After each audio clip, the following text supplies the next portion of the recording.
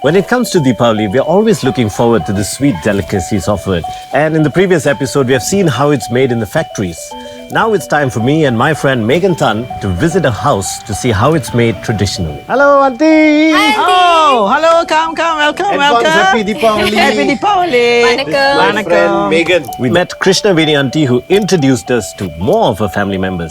And they're going to show us the way how to make some sweet, savory snacks. The first sweet delicacy that we learned how to make was Chittu Wurundeng. Small marble-like delicacy made out of green pea flour. And there's coconut as well in it, brown sugar. Let's see who makes the better ball. Oh, that's Okay. unacceptable. Needs more work. At the end result, all of these balls look very neat and tidy. I excelled at making Chittu. I think better than Megan. Ananda clearly didn't do a good job because he was just pretending to be assisting because all he wanted to do was eat. They would stick together, but we had to cut them off and trim the sides so that it looks more presentable. And the second delicacy that we made was the Purulanga Wurundeng, also known as Keti Wurundeng. The ingredients are similar, it's just that this one is in a slightly bigger size. What would you say is the most important step? This is the most important step. You see how is the syrup made? A little challenging because we had to do it while it was still hot. You had to make it fast, pour the brown sugar, and then quickly make it into a ball before it turns cold so that it doesn't break apart. Next is the favorite dish among Indians, which is the Murukku. They boil the coconut milk so that it's hot when you mix it together so that it becomes a nice dough. It's hot. It is hot. After mixing the dough, they put it in and then that's how they shape the Murukku. This is the first time I'm seeing that they have a new device to make the Murukku.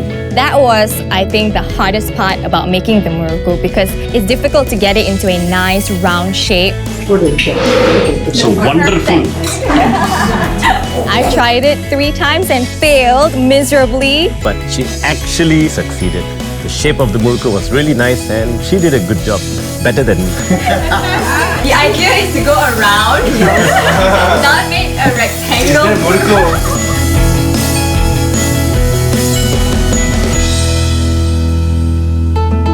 Next was the Halwa making. It's made of wheat flour that was added with coloring. So they mix yellow and red together to get this salmon-like color, which was really nice. I thought it looked very pretty. Well, I kind of just tried to help stir it, and you have to continuously stir it so that it doesn't stick to the wok and you get this nice texture. Wow. And the final delicacy that we learned how to make was Mysore Pak.